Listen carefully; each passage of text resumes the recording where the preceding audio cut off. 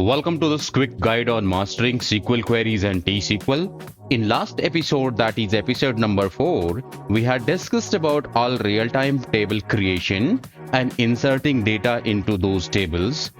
These tables would be used throughout our learning journey and will keep adding new tables as and when required. We talked about 5 tables, that is flat master, made master, residents, users, and made flat link tables. Today, we are going to learn basics of select statement, using aliases in select statement, and using distinct in select statement. At the end of this video, you would be able to write select queries along with alias and distinct. This will lay the foundation for your future complex queries. So let's get started. I am in SQL Server Management Studio and we are going to learn these topics. We would be learning select statement, which will select all the fields from the table. We would also learn how to select a specific field from table. We will learn how to select 2 or 3 fields from the table, and the fields in any sequence, like the first field, if lies in a sequence 1 to 3, the third can be displayed first and the second can be displayed afterwards, right? We would also learn aliases, why are they used, and what is the significance of alias in selection. And then finally we will discuss the distinct statement, right? So the distinct statement will help us getting the distinct record from the tables, which is unique record from the table. So first of all, let's try to understand what all tables that we created. So in last episode, we created a couple of tables and we filled in data into those tables as well. So for that, I'm going to fire a command called sptables. So when I execute this command, displays me all the tables which I created last session: flat master, made flat link, made master, residents, and users. Let me take the resident table and I'm going to write a select statement. SELECT select, and a star is for getting all records, okay, and all records and all fields from a table. So if any table, so you know fields and records pretty well. So I am typing select star from resident, and then see these all records. This is called a record, one record, and these are all fields. These are all fields, right? So it has got a couple of fields, and this has got 9 records, okay? So this displays all records and fields from the table. So the select statement is very basic statement which is used in SQL Server queries for getting records and data from the database objects like table, views, and other database objects. Views and other database objects are beyond the scope of today's discussion, but today we are talking about tables. So this is how you select all the records and fields from the table. Now specifically, if you want to select any specific field from this table, let's say I only want to select resident name. So instead of this start, I can simply write resident name. So here you can see this get displayed. All the resident names get displayed. Make sense? So let's say you want to display resident name and their flat where the resident name and flat they live in, and their email ID and date of birth. Okay, so let's say I'm saying a resident name, flat number, date of birth, and email, right?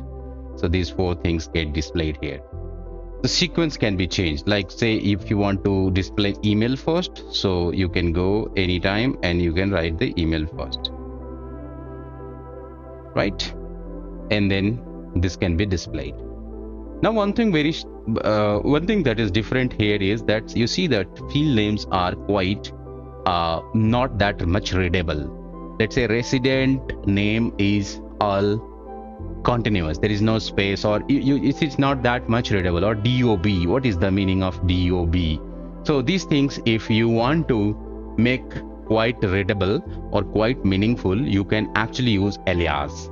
So aliases are used to give another temporary name to the fields or the table. So how can you do that? So aliases can be written using as statement or without as statement. So what you do is after this field name, simply put a single quote. If you have multiple words in your alias name, so I have multiple words because I want to put like date of birth. That's why this is multiple word. That's why I had to put single quote. So you see the difference. Now the DOB is being displayed as a date of birth here, date of birth. Likewise, you can create aliases for any field. So this alias can be written like this as well, and you can also write as. So they are almost the same, correct? So this way you can create aliases for any field, right? Let's say flat number, I don't want to give any space. So let's say for resident name, I don't want to give a space. So I'll simply write name. So this will be displayed as a alias. See, the resident name is now displaying as a name. So I am not required to give a single quote here because this is a single word alias. Or you can write with as or without as.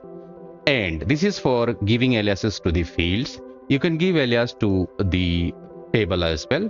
So I can simply write R.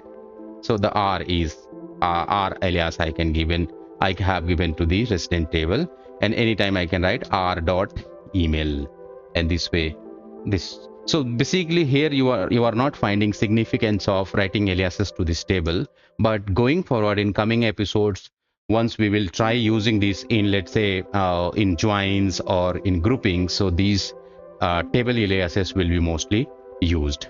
So hope the alias concept to clear to you. So you can give any alternate name to your field name or to your table name. Now I'm taking another example from, let's say, mad flat link table. So this is one table, and you see that one med is working in multiple flat numbers, like med number 1 is working in A001 as well as A101, and this way this works for multiple, this med works for multiple flats. So I don't want to, I just want to say that how many unique meds are there, I mean distinct. That's where I can use distinct, right? Let's say I'll write med ID from medmark flat link. So you see, this is all. Now how many records getting displayed? Only 8. But that way how many records were getting displayed? 10 records, right?